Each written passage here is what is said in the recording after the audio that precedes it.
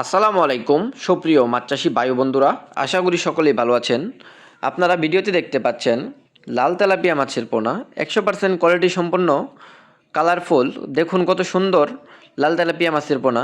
আপনারা চাইলে বাসাবাড়ির ছাদে বা পুকুরে বা পার্কে যে যেখানে চাষ করতে চান, এগুলো সৌন্দর্যের জন্য অথবা বাণিজ্যিকভাবে চাষ করতে চান, এগুলো পুকুরে অত্যন্ত সুন্দর দেখা যায়।